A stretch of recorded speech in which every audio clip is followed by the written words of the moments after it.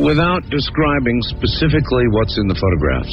It's a magnificent, clear photograph of Papoose Lake taken in the daytime. During the daytime now, I got within a mile of the lake bed, and I had a powerful set of binoculars. Yes. It looked like a dry lake bed to me, nothing else. Well, that's what But it at is. night, it was a different story.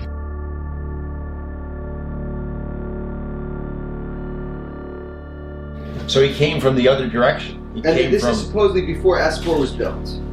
Well, See, the that's 49ers probably came through before it, but right. he was out there when S4 was operating. He did his stuff when it was operating. He did it like 2 years after Bob's story came out, but he had no idea about the UFO stuff.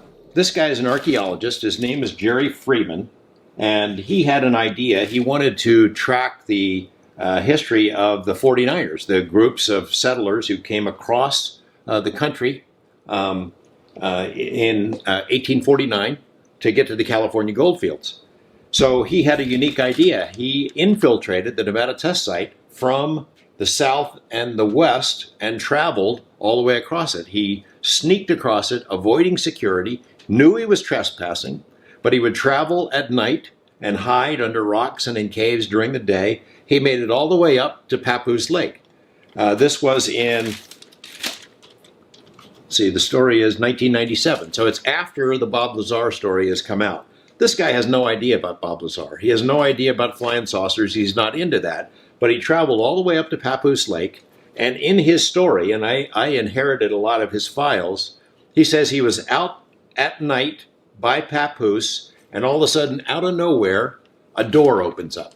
I mean, like just a door in space, a light, a bluish light that opened up, a doorway to who knows where, and then poof, it was gone.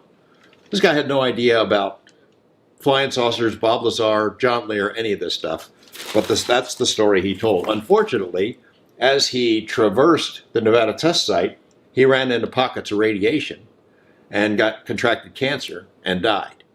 Nonetheless, a lot of his files, a lot of his footage, his home video is here. I got it. It's a great story.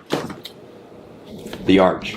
The huge stone arch depicted in this photograph does not exist, he says. The Department of Energy has decreed it so. Why? Because you and I might want to see it, and it's within a stone's throw of Yucca Mountain, which was designated as the nuclear repository. So he was petitioning Senator Reid to say, look, that stone arch is out there. The Department of Energy doesn't want to admit it because people would want to see it, and it's a crime to not allow people to see it. As far as the Department of Energy goes, it doesn't exist because they don't want people asking to see it. They don't want people to access that. This guy did. He got out there, took pictures of it, and petitioned Senator Reid and others to acknowledge that it's out there and to let people in to see it. And that is his Ark of the Covenant. That's what he went there for. He found that carving, 1849, in some rocks adjacent to Papoose Lake. And that was one brave dude and committed. And that's pretty ballsy. The guy could have been arrested, thrown into jail. I think there were people who wanted to throw him into jail after he admitted his story that he'd trespassed, because it was pretty clear that, in fact, he'd been out there. 2 years after Bob's story. But how do you even get on that land without getting... He came from the west. And they didn't stop him. No. Sensors, nothing. It is a gigantic facility. And he slipped in. My mind can't understand. He traveled at night, and he hid under rocks. Oh, he knew he shouldn't be there. Right. Oh, no, he knew he was trespassing. Well, shit, he didn't know for S4 to look for the fucking hole in the side of the mountain? Well, he didn't care about that. He was looking for the rocks, that carving right there that he took the picture of. Fucking nerd. That was the big prize for him. But while he's there hiding, that's when the door opened up. No way. He said he saw the door open up. And he's not a UFO guy. And he doesn't know that shit. Has no idea about this shit. No fucking way. And he died from radiation stuff? Yeah. Because he's sitting out there in the dark. Holy fuck, what the hell is that? And there's light inside. And a door opened from the side of the mountain. That's where Bob Not on the side of the mountain, right in the middle of the desert. In nothing. Nothing's there. There is no side of the mountain. It opens in complete darkness in the middle of the desert. Ooh.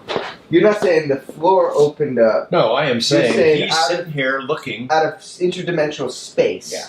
A door opened with light behind it. Yeah. And he said this to you. Yeah. And but he came to talk because he knew you were into this area. Yeah, but he came to me, but I didn't get to do the story. It ended up being somebody else because I wasn't there at the time. So there's some shit going on out at S4 that is way beyond our imagination. Yeah, and this guy, like I said, not a UFO guy. Completely different adventure. It looked like a dry lake bed to me, nothing else. Well, that's what But it at is. night, it was a different story. What did you see? I could clearly see what were security lights on the perimeters, and I could see lights that opened and closed near the center of the lake. I felt vibration. I know I wasn't imagining it because there were rivulets of sand coming down just on the other side of this little wash, and I could see them. And I thought, well, hey, an earthquake. Well, then I realized, no, this is not an earthquake. It continued and continued for maybe nearly 2 minutes. It's something they're testing, either directly underground, or I was feeling vibrations completely from Groom Lake. I don't know. I think if they'd have caught me in there, they'd lit me up like a Roman candle.